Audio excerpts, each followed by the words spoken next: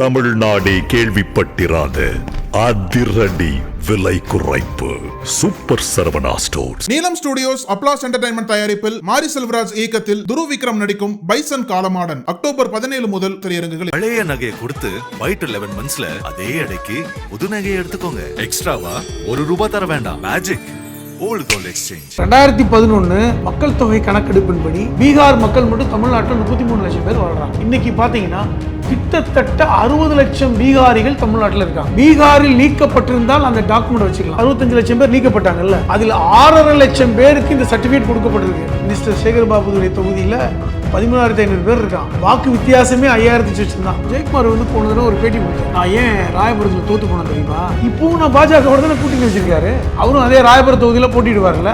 இப்ப பெரும்பாலான மக்களுக்கு வாக்கு இல்லைன்னா அது யாருக்கு லாபம்? அவருக்கு லாபம் தானே. ஏன் நீங்க பொதுவா அது ஏன் நீங்க 87க்கு முன்னாடி பிறந்தவங்க 87க்கு பின்னாடி பிறந்தவங்கன்னு பிரிக்கணும்? உங்களுக்கு லிஸ்ட்ல பேர் இருக்கா? உங்க ப்ரூஃப் கொடுங்க. அதானே முடிஞ்சு போச்சு தானே. உங்க அப்பாவுடைய பிறந்தது அம்மாவுடைய பிறந்தது சொல்ல வேண்டிய கட்டாயம் என்ன? நம்ம ஒரு கடும் போட்டியை திமுகவுக்கு கொடுத்து விடலாம்னு நினைக்கிறாங்க. அனாவசியமாக யார் பெயரும் நீக்கப்படாது.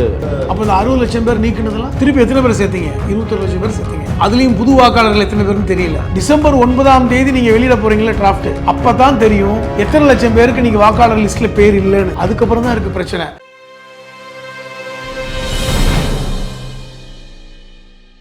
நக்கீர நேயர்களுக்கு வணக்கம். இன்று நம்முடன் கருத்துக்களை பகிர்ந்து கொள்ள இணைந்திருக்கிறார் மனிதநேய மக்கள் கட்சியின் மாநில அமைப்பு செயலாளர் எழுத்தாளர் புதுமடம் ஹலீம் அவர்கள். வணக்கம் சார். வணக்கம். SIR அப்படின்னு சொன்னாவே திமுகவுக்கு பதட்டமாக இருக்குது, பயமாக இருக்குது, அச்சமாக இருக்குது அப்படிங்கிறாங்க அதிமுக. அவங்க என்ன சொல்கிறாங்க, ஜெயக்குமார் இவங்க வேண்டான்னு கோர்ட்டுக்கு போகிறாங்க, நாங்கள் வேணும்னு கோர்ட்டுக்கு போவோம், ஏன் பயப்படுறீங்க? அப்படி என்ன பயம்? RK நகர் எலெக்ஷனுக்கு நாங்கள் போய் நீதிமன்றத்தை நாடி நீதிமன்றம் சொல்லி இத்தனை பேரை நீக்கியிருக்கிறாங்க. ஈரோடு கிழக்கில் இந்த மாதிரி இருக்குது. இது மாதிரி ஒவ்வொரு தொகுதிக்கும் போய் இந்த மாதிரி போராடிட்டு இருக்க முடியுமா? அதனால தேர்தல் ஆணையம் கரெக்டாக தானே போகுது. எவ்வளோ தடவை சொல்லி தேர்தல் ஆணையம் அது சாம கடந்து இப்போ தான் வேலை செய்கிறாங்க, அவங்கள வேலை செஞ்சுக்கிட்டோம் அப்படிங்கிறாரு அவர். என்ன கேட்குறேன், தேர்தல் ஆணையம் வருடா வருடம் வாக்காளர்களை பற்றிய ஒரு ஆய்வு செஞ்சுக்கிட்டு தான் இருக்காங்க. வாக்காளர் பட்டியலில் பேர் இருக்கிறவங்க உயிரோடு இருக்காங்களா இல்லையா, அந்த திருத்தங்கள் வருடம் வருடம் SSRங்கிற பேரில் நடந்துக்கிட்டு தான் இருக்குது. சம்மரி ரிவிஷன், அது யாரும் தப்புலாம் சொல்லலை. வீட்டுக்கு வீடு வருவாங்க, பூத் ஏஜென்ட்டோடு வருவாங்க, அது தப்பும் சொல்லலை. இன்னொன்று, நீங்கள் SIRஐ நடத்துவதை கூட யாரும் வேண்டான்லாம் சொல்லலை. அது நல்லா புரிஞ்சுக்கங்க. SIRஐ எந்த காலகட்டத்தில் நடத்துகிறீங்க அப்படிங்கிறதும், நீங்கள் SIRஐ எப்படி பயன்படுத்தி இன்றைக்கி வேறு விதமாக கொண்டு போகிறீங்க அப்படிங்கிற அச்சத்தை தான் வெளிப்படுத்துகிறோம். இந்த SIR சொல்லக்கூடிய இந்த இன்டென்சிவ் ரிவிஷன் இது லாஸ்ட்டாக எப்போ நடந்துச்சு? 2002 2003 நடந்தது. நடந்து 20 வருஷத்துக்கு மேலே ஆயிடுச்சு. இதை தேர்தல் கமிஷன் நடத்தத்தான் வேணும், அதில் மாற்று கருத்து இல்லை. ஆனால் அதற்கான ப்ராசஸும் அதற்கான காலக்கெடுவும் நீண்ட நெடியது. நீங்கள் நாங்கள் வெற்றிகரமாக பீகாரில் செஞ்சு முடிச்சிட்டோம்னு சொல்கிறாரு. அது வெற்றிகரமாக நடத்தி முடிக்கலைங்க, படு கேவலமாக நடத்தி முடிச்சிருக்காங்க. அதுக்கு அதையும் சொல்கிறேன். இப்போ நீங்கள் இந்த ப்ராசஸை நடத்துவதற்கு உங்களுக்கு ஒரு வருட காலம் பிடிக்கும். இப்போ நீங்களே சொல்கிறீங்க SIRஐ தேர்தல் ஆணைய அதிகாரிகள் தான் நடத்த போகிறாங்க, பூத் ஏஜென்ட் எல்லாம் அவங்க எடுத்துக்கல சொல்கிறார் நயினார். ஏன் பயப்படுறீங்க? அதில் இருக்கிற பூரா தமிழ்நாட்டு அதிகாரிகள் தானே. இல்லை, ஏன் பயப்படுறேன்னு சொல்கிறேன். 3 தடவை சந்திக்கணும், வீட்டுக்கு சந்திக்கணும் அப்படின்னு சொல்கிறீங்க. நீங்கள் வெறுமனே லிஸ்ட்டை பார்த்துட்டு பேர் இருக்கா இல்லையா நீக்கிறதுலாம் கூட பிரச்சனை இல்லை. ஆனால் நீங்கள் என்ன செய்ய போகிறீங்கன்னா, அந்த லிஸ்ட்டில் இருக்கிறவங்கள நீங்கள் ஃபார்ம் ஃபில் பண்ணி கொடுக்கணும். அவர்களிடம் நீங்கள் ஆவணம் கேட்க இருக்கிறீர்கள். புரிஞ்சுக்கங்க. வெறுமனே போய் பேரை கேட்டுட்டு அவர் இருக்காரா உயிரோடு இல்லையான்னு விசாரிச்சுட்டு வர போகல, அவரிடம் இருக்கின்ற ஆவணத்தை கேட்க போகிறீங்க. அதையும் நீங்கள் 3 விதமாக கேட்க போகிறீங்க. நன்றாக புரிந்து கொள்ள வேண்டும். அவருடைய வயதை நீங்கள் உறுதிப்படுத்துகிறீங்க, அவருடைய வாழ்விடத்தை உறுதிப்படுத்த போகிறீங்க. அதையும் வயதை உறுதிப்படுத்துவதற்கு நீங்கள் 3 கேட்டகரியாக பிரித்து வச்சுருக்கீங்க. எப்படி? ஜூலை 1 1987க்கு முன்பு பிறந்தவர்கள் அப்படின்னு ஒரு கேட்டகரியை பிரிக்கிறீங்க. ஜூலை 1க்கு அப்புறம் 1987க்கு பின்னாடி 2004 டிசம்பர் வரைக்கும் 2 வரைக்கும் பிறந்தவர்கள், இது ஒரு கேட்டகரி. 2004 டிசம்பர் 2க்கு பின்னாடி பிறந்தவர்கள், இப்படி 3 கேட்டகரியாக பிரிக்கிறீங்க. அப்போ இந்த 3 கேட்டகரியாக பிரிப்பதற்கு நீங்கள் வந்து வீடு வீடாக போகும் பொழுது அந்த வாக்காளர் எந்த கேட்டகரியில் வருவார்னு நீங்கள் ஆய்வு பண்ண போகிறீங்க. அப்போ எப்படி ஆய்வு பண்ணுவீங்க? அவர்கிட்ட ஆவணம் வாங்கணும், அவருக்கான ஏஜ் ப்ரூஃப் வாங்கணும், அப்போ தான் நீங்கள் அவரை உறுதிப்படுத்த முடியும். அப்போ இந்த 11 வகையான டாக்குமெண்ட் தான் நாங்கள் வாங்குவோன்னு சொல்கிறீங்க. நீங்களே லிஸ்ட் போட்டு கொடுத்துட்டீங்க. ஆமாம், அவங்களே லிஸ்ட் போட்டு. பர்த் சர்டிஃபிகேட்டு, பாஸ்போர்ட்டு, அரசு அதிகாரிகளாக வேலை பார்த்தால் பென்ஷனு இல்லை சம்மந்தப்பட்டது, சாதி சான்றிதழில் உங்கள் வயது இருந்தால் எடுத்துக்கலாம், போஸ்டலில் இருந்தால், வங்கியில், இப்படி வரிசையாக நீங்கள் கொடுத்துருக்கீங்க 11 டாக்குமெண்ட்டு. ஆனால் அடிப்படையில் மக்கள்கிட்ட ஆதார் கார்டு பெரும்பான்மையான மக்களிடம் இருக்குது. ஆனால் நீங்கள் அதை ஏற்றுக்கல. கடந்த முறை கூட பீகாரில் சொன்னீங்களே, பீகாரில் நடத்தப்பட்ட விஷயத்தில் ஆதார் கார்டை ஏற்றுக்கொள்ள வேண்டும் என்று நீதிமன்றத்தில் வந்து வாதம் வைத்த போது தேர்தல் கமிஷன் ஆதார் கார்டை ஏற்றுக்கொள்ள முடியாது, ஆதார் கார்டு உருவு வேண்டால் அதை நாங்கள் வந்து ஒரு ஐடென்டிஃபிகேஷனாக ஏற்றுக்கிறோம், அவர் இவர் தான் அப்படின்னு ஏற்றுக்கிறோம், ஆனால் வயதுக்கு எடுத்துக்க முடியாது. அப்போ ஆதார் கார்டை இன்றைக்கி 12வது ஆவணமாக இருந்தாலும் கூட அது ஒரு சப்போர்ட்டிங் டாக்குமெண்ட்டாக தான் வச்சுருக்கீங்க. அப்போ இந்த 11 டாக்குமெண்ட்டில் ஒன்று நீங்கள் கொடுத்து ஆகணும். அப்படி கொடுக்கவில்லை என்றால் உங்களுக்கு ஏஜில் பிரச்சனை வரும். எந்த ஏஜ்னு? 2வது கேட்டகரி 1987 2004 பிறந்தவர்கள் இருந்தால் அவருக்கு மட்டும் டாக்குமெண்ட் இல்லை, அவருடைய அப்பாவோ அல்லது அம்மாவுக்கான வயது சான்றிதழையும் கொடுக்கணும். ரொம்ப முக்கியமானது. 87க்கு முன்னாடி பிறந்தவங்க அவருக்கு மட்டும் கொடுத்தா போதும். அவருக்கு மட்டும் கொடுத்தா 87க்கு முன்னாடி பிறந்தவங்க எத்தனை வயசானாலும் அவருக்குள்ளதை கொடுத்தா போதும். ஆனால் 87 ஜூலை 2ஆம் தேதிக்கு பின்னாடி 1ஆம் தேதிக்கு பின்னாடி பிறந்தவர்கள் அவருக்கும் கொடுக்கணும். அவரது தாய் அல்லது தந்தை யாராவது ஒருத்தருடைய ஐடென்டிஃபிகேஷனை கொடுக்கணும், வயதை கொடுக்கணும். இவர் கொடுக்குற மாதிரியே அவங்க கொடுக்கணும். அதை விட 2004 டிசம்பர் 2ஆம் தேதிக்கு பின்னாடி பிறந்தவங்க, உதாரணமாக 2004 டிசம்பர் 3ஆம் தேதி ஒருத்தர் பிறந்திருக்காருன்னு வைங்க, அவருக்கு ஒரு 21 வயசு இருக்குமா, அவர் தன்னுடைய பிறப்பையும் உறுதிப்படுத்தணும். ஸ்கூல் டிசியோ பர்த் சர்டிஃபிகேட்டோ கொடுத்து அவருடைய தந்தை மற்றும் தாய் இருவேருடைய இதையும் கொடுக்கணும். இப்படி கொடுத்தால்தான் அவர் வாக்களிக்க முடியும். ஒன்றா, இது ஒரு சிக்கல். 2வது முக்கியமான ஒரு சிக்கல், இந்த தேர்தல் அதிகாரிகள் வீட்டுக்கு போகும்போது நீங்கள் இருக்கணும் இந்த ஒரு மாதத்தில். ஆமாங்க, என்னைக்கு வருவார்னு தெரியாதா? என்னைக்கு வருவார்னு தெரியாது. ஏன்னா நவம்பர் 4லிருந்து டிசம்பர் 4ஆம் தேதிக்குள்ளே வருவார். அதனால தான் 3 தடவை குறைந்தது போகணும்னு சொல்கிறாங்க. இப்போ ஒரு தடவை வராரு, நீங்கள் இல்லை சொல்லிட்டு போவார், நான் வந்து அடுத்த வாரம் வருவேன், நீங்கள் இருக்கணும்னு. வெளியூரில் இருந்தால் நீங்கள் கிளம்பி போகணும். பெரும்பாலும் எல்லாருமே பணி நிமித்தமாக வேலை நிமித்தமாக வெளியே போயிருப்பாங்க, வேலை நிமித்தமாக வெளிநாட்டுக்கு போயிருக்கலாம், இல்லை வெளி மாநிலத்துக்கு போயிருக்கலாம். அப்புறம் வாழ்வாதாரத்துக்காக வெளில போய் தானே ஆகணும். அவர்கள் வரணும். காடு கரைன்னு வேலை பார்க்குறவங்க மாலையில் ஒரு நாள் உட்கார்ந்து இருக்கணும், மாலை ஒரு வரன்னு தெரியாது, அப்போ வரணும். அவர் வந்து அந்த ஃபார்மை ஃபில் பண்ணணும், உயிரோடு இருக்கேங்கிறத அவர் டிக்ளேர் பண்ணணும், அவருக்கு இப்போ உள்ள ஃபோட்டோவை ஒட்டணும், இந்த டாக்குமெண்ட்டெல்லாம் கொடுக்கணும். அவர் எந்த வயது ஏஜ் கேட்டகரியில் வராரு, 87க்கு முன்னாடி வராரா இல்லை 87லேருந்து 2004க்குள்ளே வராரா, அப்போ அதுக்கேற்ற மாதிரியான டாக்குமெண்ட்டை அட்டாச் பண்ணணும். அப்போ ஒரு குடும்பத்தை பார்ப்பதற்கு எவ்வளோ நிமிடம் எவ்வளோ நேரம் செலவழிக்கணும் அந்த தேர்தல் அதிகாரி. அப்போ ஒரு நாளைக்கு எத்தனை பேர் அவர் பார்ப்பார்? நான் என்ன சொல்கிறேன்னா, இந்த பேச்சுடைய ஆரம்பத்தில் சொன்னோம்ல, எஸ்ஐஆரை தப்புன்னு நாங்கள் யாருமே சொல்லலை. இந்த இன்டென்சிவ் ரிவிஷன் என்று சொல்லக்கூடிய இந்த தேர்தல் வாக்காளருடைய அந்த பகுத்தாய்வை நம்ம ஆதரிக்கிறோம். ஆனால் அதற்கான கால அவகாசம், நான் என்ன கேட்குறேன், தேர்தல் வரப்போகுது ஏப்ரல் மேல, கால அவகாசம் நீங்கள் என்ன எடுக்கிறீங்க? 1 மாதத்துக்கு பண்ண போகிறோன்னு நினைக்கிறீங்க. கிட்டத்தட்ட 6,34,00,000 வாக்காளர்கள் தமிழ்நாட்டில் இருக்காங்க. இவர்களும் நீங்கள் இந்த 1 மாத காலத்திற்குள் ஆய்வு செய்து நீங்கள் வந்து ஒரு புது டிராஃப்டை கொடுத்துருவீங்களா? இன்னொரு பிரச்சனை இருக்குது, வந்துட்டு போயாச்சு. டிசம்பர் 9ஆம் தேதி ஒரு டிராஃப்ட் வெளியிடுறாங்க. அதில் உங்கள் பேர் இருக்கா இல்லையான்னு நீங்கள் தான் தெரிஞ்சுக்கணும். தேர்தல் ஆணையம் ஒன்றும் உங்களுக்கு கடிதம் கொடுக்காது, உங்கள் பேர் இருக்குது இல்லது உங்கள் பேர் நீக்கப்பட்டுருச்சு அப்படிங்கிற மாதிரிலாம் எந்த இன்ஸ்ட்ரக்ஷனும் வராது. நீங்கள் போய் பார்க்கணும் பேர் இருக்கா இல்லையான்னு. அப்படி இல்லை என்றால் அடுத்து ஒரு மாத காலம் டைம் கொடுக்குறாங்க, ஜனவரி வரைக்கும், ஜனவரி முதல் வாரம் வரைக்கும் டைம் கொடுக்குறாங்க. நீங்கள் மாவட்ட ஆட்சியரிடம் போய் மனு கொடுக்கணும், என் பேரை எடுத்துட்டாங்க, நான் இந்த இடத்துல முகவரியில் வசிக்கிறேன், என் குடி என்னோட சம்மந்தப்பட்டது இதுதான். இது அவங்க எடுத்துக்கிறாங்களா எடுத்துக்கலையான்னு நமக்கு தெரியாது.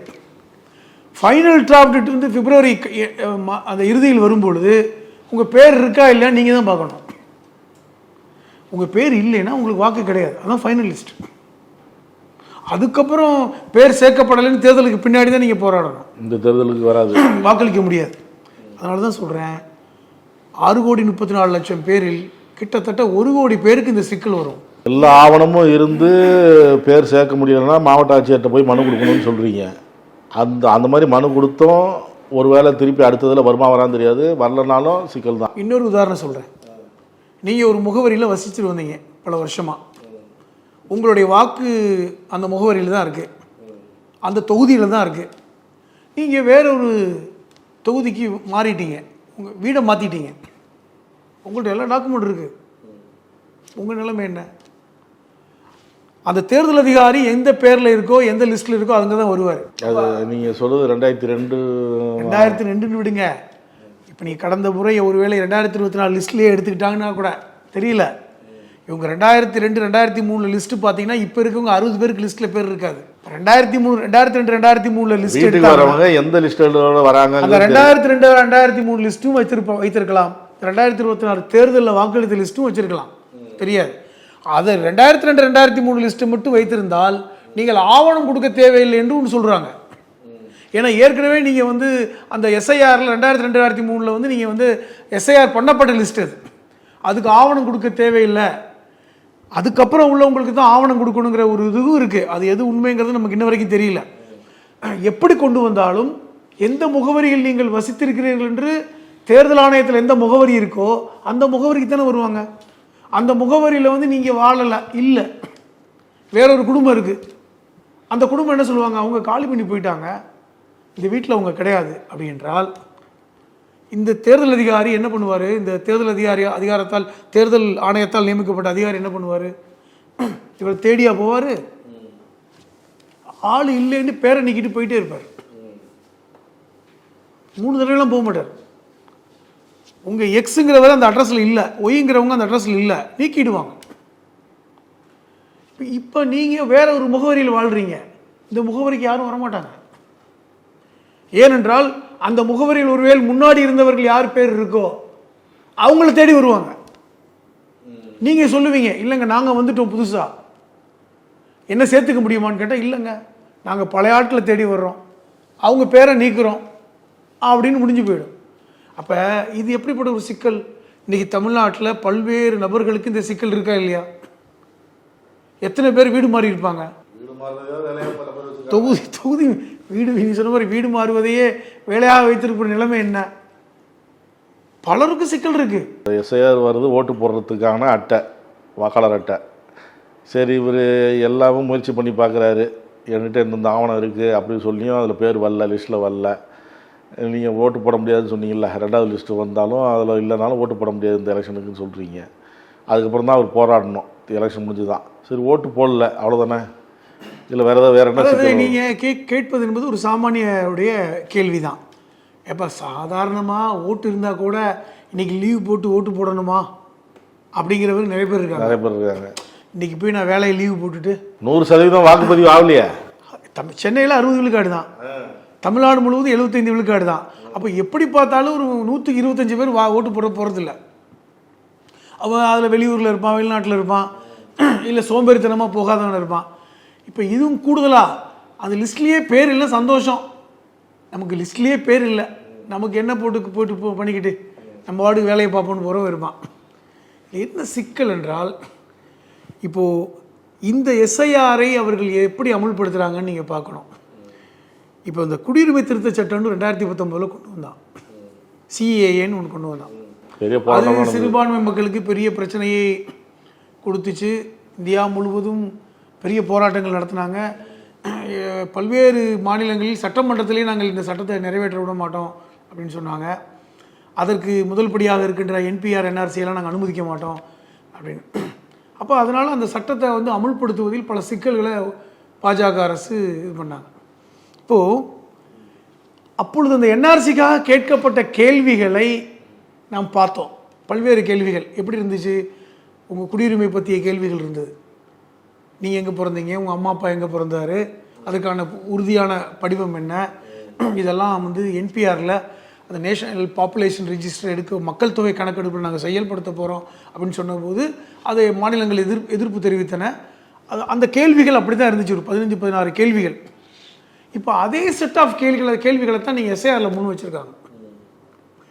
இப்போது தேர்தல் ஆணையத்திற்கும் குடியுரிமைக்கும் சம்மந்தம் இல்லை. தேர்தல் ஆணையத்துக்கு வந்து குடியுரிமை நிரூபிக்க சொல்லக்கூடிய எந்த இதுவும் இல்லை. 1950ஆம் ஆண்டு கொண்டு வரப்பட்ட மக்கள் பிரதிநிதித்துவ சட்டம் ஆர்டிக்கல் 234 செக்ஷன் 21 தெளிவாக சொல்லுது, தேர்தல் ஆணையத்துக்கு குடியுரிமை நிரூபிக்க வேண்டிய இதெல்லாம் இல்லை, அவங்க வந்து கணக்கெடுக்க வேண்டிய வேலை தான். ஆனால் இன்றைக்கி இந்த தேர்தல் ஆணையத்தை வைத்து ஒன்றிய அரசு என்ன கொண்டு வராங்கன்னா என்ஆர்சியை சைடு கேப்பில் உள்ள கொண்டு வராங்க. இந்த குற்றச்சாட்டை எல்லா அரசுகளும் முன்வைக்கிறாங்க. இப்போ நீ நல்லா கவனிங்க, அவர்கள் வந்து கேட்கின்ற கேள்விகள், உங்கள் ஏஜை பிரித்து இத்தனை டாக்குமெண்ட்டை கொடுக்கணுங்கிறதெல்லாம் ஏன் நீங்கள் பொதுவாக வந்து அது ஏன் நீங்கள் 87க்கு முன்னாடி பிறந்தவங்க 87க்கு பின்னாடி பிறந்தவங்கன்னு பிரிக்கணும்? உங்களுக்கு லிஸ்ட்டில் பேர் இருக்கா, உங்கள் ப்ரூஃபை கொடுங்க, அதெல்லாம் முடிஞ்சு போச்சு தானே. உங்கள் அப்பாவுடைய பிறந்தது அம்மாவுடைய பிறந்தது சொல்ல வேண்டிய கட்டாயம் என்ன? இப்போ இது எல்லாம் எதோட தொடர்புடையதாக இருக்குதுன்னா இந்த என்ஆர்சியோட தொடர்புடையதாக இருக்குது அப்படிங்கிற அச்சத்தை இன்றைக்கி வெளிப்படுத்துகிறாங்க. இது ஒன்று. இப்போ இரண்டாவது, இப்போ நீங்கள் ஒரு கேள்வி கேட்டிங்கல்ல, ஓட்டு போடலாம் என்ன ஆகிட போகுது, என்ன செஞ்சிட போகிறாங்க? என்ன எலெக்ஷனுக்கு கட்சிக்காரன் கொடுக்குற பணம் வராது, ஓட்டு அட்டை தானேங்க, அப்படி தானே? நல்லா கவனிச்சிங்களா? இப்போ இந்த கொடுத்த டாக்குமெண்ட்டில் வாக்காளர் அட்டையே இல்லை தெரியுமா?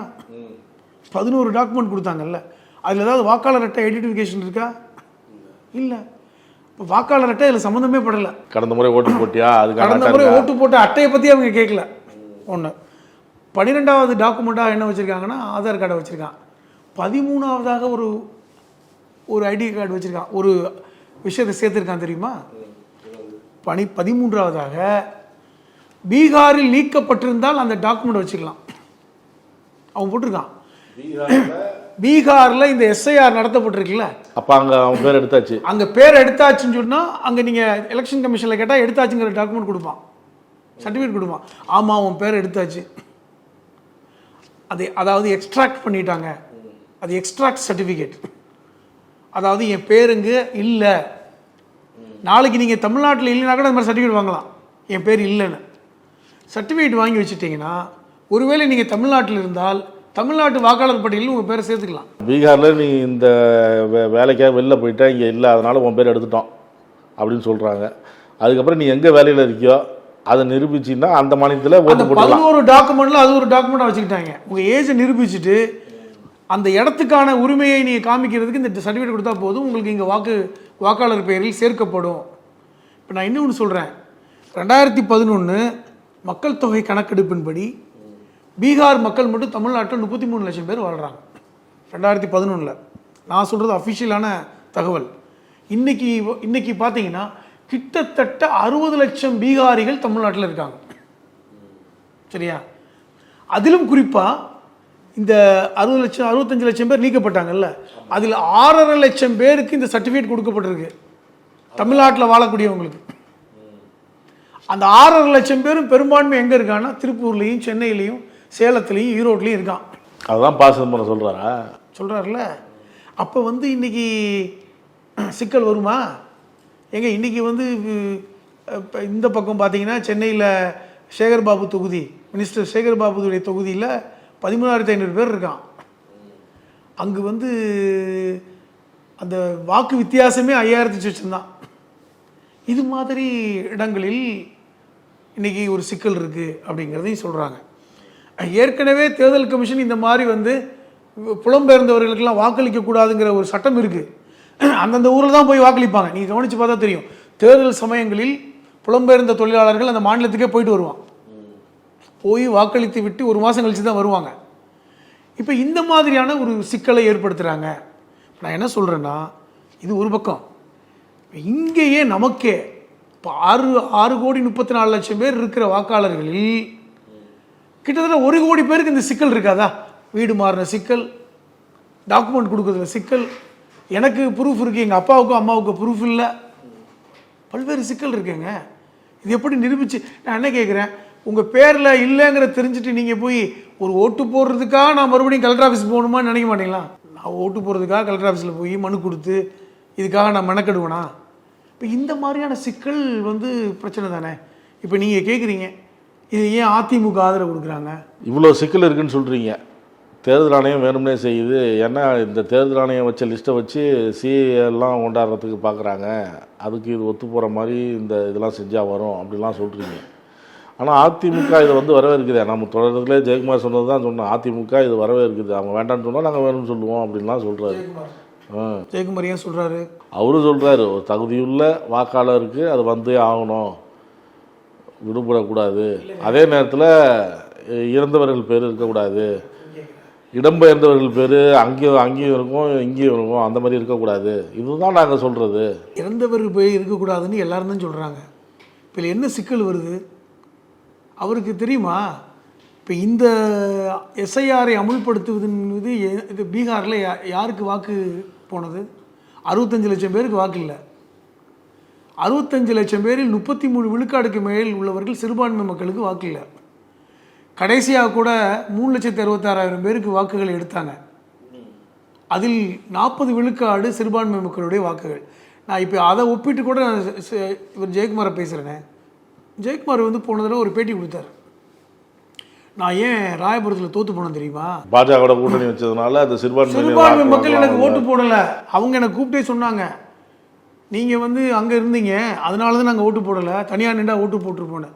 எனக்கு ஒரு 40,000 வாக்கு விழுலை. இப்போவும் நான் பாஜகவோட தானே கூட்டணி வச்சுருக்காரு. அவரும் அதே ராயபுரம் தொகுதியில் போட்டிடுவார்ல. இப்போ பெரும்பாலான மக்களுக்கு வந்து வாக்கு இல்லைன்னா அது யாருக்கு லாபம்? அவருக்கு லாபம் தானே. யோசிச்சு பாருங்க. இப்போ என்ன சிக்கல் வருது? நீங்கள் சிஏஏவோட தொடர்பு படுத்தி பேசுகிறோன்னு சொல்கிறீங்கல்ல. நீங்கள் சிஏஏ சட்டத்தை நான் முதல்ல சொல்கிறேன். இந்த சிட்டிசன்ஷிப் அமெண்ட்மெண்ட் ஆக்ட் 2019 அது என்ன முதல்ல சாராம்சம் என்ன? நீ வங்களாதேசத்தில், ஆப்கானிஸ்தானில், பாகிஸ்தான்லேருந்து வந்த சிறுபான்மை யாரோ வெளியிருந்து வந்தவர்கள், இல்லீகல் இமிக்ரெண்டாக வந்தவர்கள் இங்கே வந்து குடியுரிமை வேண்டும் என்று அவர்களை வந்து இல்லீகல் இமிக்ரெண்ட் என்று பிடித்தால் அவர்கள் இந்துக்களாகவோ கிறிஸ்துவர்களாகவோ புத்தர்களாகவோ சீக்கியர்களாக இருந்தால் பிரச்சனை இல்லை. இஸ்லாமியராக இருந்தால் அவர்கள் டிடென்ஷன் கேம்பில் அடைக்கப்படுவார்கள். அவர் இல்லீகல் இமிக்ரெண்ட்.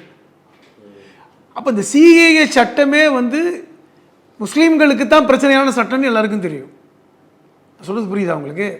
அப்போ இந்த சட்டத்தை அமுல்படுத்த முடியல. இப்போ அஸ்ஸாமில் எஸ்ஐஆரை அமுல்படுத்த தேவையில்லை என்று தேர்தல் கமிஷன் சொல்கிறாங்க. எல்லாம் கவனிக்கணும். எஸ்ஐஆரை அமுல்படுத்த தேவையில்லை, ஏனென்றால் அங்கே என்ஆர்சியை நாங்கள் அமுல்படுத்தி வாங்கிட்டோம். அப்போ தேர்தல் கமிஷனே வாக்குமூலம் கொடுத்துட்டாங்க, என்ஆர்சியும் எஸ்ஐஆரும் ஒன்று தான். இப்போ இங்கே கிட்டத்தட்ட மறைமுகமாக நீங்கள் என்ஆர்சியை அமுல்படுத்தி இப்போ நீங்கள் வந்து தேர்தல் கமிஷன் மூலமாக என்ன வர்றீங்க? இப்போ நீங்கள் வீடு தேடி வர்றீங்க. இவன் வந்து ஒரு சிறுபான்மை சமூகத்தை சார்ந்தவன்னா ரொம்ப எளிதாக பேரை எடுத்துட முடியாதா? தேர்தல் கமிஷன் என்ன இன்ஸ்ட்ரக்ஷன் கொடுத்துருங்க எப்படி தெரியும்? இப்போ அதே இங்கே தமிழ்நாட்டில் இருக்கின்ற ஒரு குறிப்பிட்ட சில மாவட்டங்களில் இஸ்லாமிய சமூகம் நிறையா இருக்காங்க. ராமநாதபுரம் மாவட்டத்தில் 25 விழுக்காடு இருக்காங்க. அங்கே வந்து பாஜக தொடர்ச்சியாக 2வது இடம் பெற்றுக்கிட்டே இருக்கு. அங்கே ஒரு 10-15 விழுக்காடு உங்களுக்கு வந்து இப்போ வந்து வாக்காளர் லிஸ்ட்லேருந்து தூக்குனாங்கன்னு வைங்க, அது யாருக்கான லாபத்தை கொடுக்கும்? இது திட்டமிட்டு நடக்குதுங்க. இது வந்து ஒரு பக்கம் எஸ்ஐஆருங்கிற விஷயத்தை வந்து செயல்படுத்துகிறாங்க, அதை நான் தப்புன்னு சொல்லலை. ஆனால் எஸ்ஐஆரை வைத்துக்கொண்டு இந்த என்ஆர்சியை வந்து பேரலாக உள்ளே கொண்டு வராங்க. இப்போ நாளைக்கு பேரில் லிஸ்ட்டில் இல்லை, பேர் இல்லைங்க, வாக்காளர் லிஸ்ட்டில் இல்லை. நாளைக்கு ஒருத்தர் போய் பாஸ்போர்ட் எடுக்கணும்னு நினைக்கிறாருன்னு வைங்க, வாக்காளர் லிஸ்ட்டில் பேர் இல்லை. பாஸ்போர்ட் எடுக்க அப்ளை பண்ணும்போது இந்த கேள்வி வருமா வராதா? உங்களுடைய குடியுரிமையை நீங்கள் ஏற்கனவே வாக்காளர் லிஸ்ட்டில் பேர் இருக்கான்னு கேட்கலாம். அப்போ இல்லைன்னா குடியுரிமையை நிரூபிப்பதற்கான டாக்குமெண்ட் இல்லைன்னு கேட்கலாம். இந்த சிக்கல்லாம் இருக்குல்லங்க முதல்ல. இப்போ இது கிட்டத்தட்ட அப்படி தான். அதாவது தமிழ்நாட்டில் ஒரு 1 கோடி பேரை வந்து குறிப்பாக திமுக அரசுக்கு ஆதரவாக இருப்பார்கள் என்று நம்பக்கூடிய வாக்காளர்கள் பெயரை நீக்குவது தான் அவர்கள் நோக்கம். பாருங்களேன், தமிழ்நாட்டில் கால் உண்டணும். திமுகவிற்கு வாக்கு வங்கின்னு பார்த்தீங்கன்னா இந்த சமூகத்துடைய வாக்குகள் இருக்குது. குறிப்பாக வந்து நீங்கள் எப்படி பீகாரில் சிறுபான்மை மற்றும் தலித்துகள் வாக்குகளை நீக்கினாங்களோ அது மாதிரி இங்கே கை வைக்க நினைக்கிறாங்க. அப்படி நீக்கிவிட்டால் நம்ம ஒரு கடும் போட்டியை திமுகவுக்கு கொடுத்து விடலாம்னு நினைக்கிறாங்க. அது ஒரு பக்கம். இன்னொரு பக்கம் நான் என்ன கேட்குறேன், இப்போ எஸ்ஐஆரை நீங்கள் நடத்துவதற்கு 1 வருட காலம் பிடிக்கும்ல சார், 1 வருட காலம் பிடிக்கும்ல. தேர்தல் இப்போ நீங்கள் 2026 ஏப்ரல் நடக்க போதா? அப்போ நீங்கள் எப்போ நடத்தியிருக்கணும் எஸ்ஐஆரை? அல்லது தேர்தல் முடிச்சு நடத்தியிருக்கணும். 2024 நாடாளுமன்ற தேர்தல் முடிஞ்சோடனே ஆரம்பிச்சிருக்கலாம்ல. அப்போ ஆரம்பிக்காமல் எப்படி பண்ணுறீங்க? இப்போ கடந்த முறை நீங்கள் நடத்திய இடங்கள் அப்படி தானே இருக்குது. மகாராஷ்டிராவில் சட்டமன்ற பாராளுமன்ற தேர்தலில் பெருவாரியான தோல்வியை தான் வந்து என்டிஏ கூட்டணி பெற்றாங்க. காங்கிரஸ் கூட்டணி 30 பாராளுமன்ற உறுப்பினர்களை பெற்றார்கள். ஆனால் அடுத்த 6 மாதத்தில் எஸ்ஐஆர் நடத்தப்பட்டதுக்கப்புறம் சட்டமன்றத்தில் வந்து எப்படி வந்து பாஜக அதிகமான இடங்களில் வெற்றி பெற்றாங்க. இன்றைக்கி வந்து உத்தம் தாக்கரேவுடைய அணியை பலரும் சொல்கிறாங்க 60 லட்சம் வாக்குகள் நீக்கப்பட்டிருக்கு அப்படின்னு. இப்போ பீகாரில் அதே நிலைமை தான். அப்போ இது எல்லாமே திட்டமிட்டு தான் என்ன பண்ணுறாங்க, வாக்குகளை நீக்கணும். எஸ்ஐஆர் மூலமாக நீங்கள் வந்து வாக்காளர்களை வந்து உறுதிப்படுத்துவதை விட தேவையில்லாத உங்களுடைய வாக்காளர்களை, அதாவது உங்களுக்கு இவங்கெல்லாம் தேவைப்பட மாட்டார்கள் நினச்சா நீக்கிறது என்கிற இடத்துக்கு நீ நகர்றீங்க பாருங்கள். அதுதான் சந்தேகம். இந்த ப்ராசஸ் அவங்க எப்படி பயன்படுத்திக்கிறாங்கன்னு தான் சந்தேகம். அதுவும் கரெக்டாக தேர்தலுக்கு ஒரு 4 மாதத்துக்கு முன்னாடி நடத்துகிறாங்க. நீங்கள் இவ்வளவு சொல்கிறீங்க, நீதிமன்றத்தில் இது தொடர்பான வழக்கு வரும்போது எந்த அச்சமும் யாருக்கும் வேண்டாம், நாங்கள் வந்து யாருடைய இதுவும் பாதிக்காத அளவுக்கு தான் நாங்கள் செயல்படுறோம், எங்கள் செயல்பாடுகளே நீங்களே திருப்தி இருக்குன்னு சொல்லுவீங்க, அந்த அளவுக்கு செயல்பாடுகள் இருக்கும் அப்படின்னு தேர்தல் ஆணையம் சொல்லுது. இந்த பீகாருடைய இந்த எஸ்ஐஆரை பொறுத்தவரை நீங்கள் வந்து நீதிமன்றத்துக்கு போகும்போது நீதிமன்றத்தில் வந்து தேர்தல் ஆணையம் என்ன மாதிரி அனாவசியமாக யார் பெயரும் நீக்கப்படாது அப்படிங்கிறத 60 லட்சம் பேர் நீக்கினதெல்லாம் திருப்பி எத்தனை பேர் சேர்த்தீங்க? 21 லட்சம் பேர் சேர்த்தீங்க. அதுலேயும் புது வாக்காளர்கள் எத்தனை பேர்னு தெரியல. அது இப்போ திருப்பி சேர்க்கப்பட்ட 21 லட்சம் பேரில் எத்தனை பேர் புது வாக்காளர்கள், எத்தனை பேர் பழைய வாக்காளருங்கிற அந்த விபரத்தை கூட நீங்கள் வெளியிடலையே. அது அச்சம் இல்லையா? இன்னொன்று, நீதிமன்றத்தில் நீங்கள் என்ன மாதிரியான அபிடவிட் தாக்கல் பண்ணீங்க? நாங்கள் இதெல்லாம் சொல்ல வேண்டிய அவசியம் இல்லை, தேர்தல் ஆணையம் வந்து இப்படி யாரை நீக்கணும், எதற்காக நீக்கணும்லாம் சொல்ல வேண்டிய காரணம் இல்லைன்னு சொன்னீங்கல்ல, அது அச்சம் இல்லையா? தேர்தல் ஆணையம் வந்து தனித்துவமான அதிகாரமிக்க ஒரு அமைப்பு, அதற்கு எல்லா அதிகாரமும் இருக்குதுன்னு சொன்னீங்களே, அது வந்து அச்சம் இல்லையா? இப்போ இதெல்லாம் அச்சம் தானே. ரெண்டாவது, இப்போது நீங்கள் அச்சப்பட தேவையில்லைன்றீங்க. வாக்காளர்களை நீங்கள் தேடி வரும்போது அந்த முகவரியில் அந்த வாக்காளர்கள் இல்லாமல் வேறொரு முகவரியில் வசிக்க சென்று விட்டால் அவர்களுடைய நிலை என்ன என்ற கேள்விக்கு இன்ன வரைக்கும் தேர்தல் ஆணையம் பதில் சொல்லலை.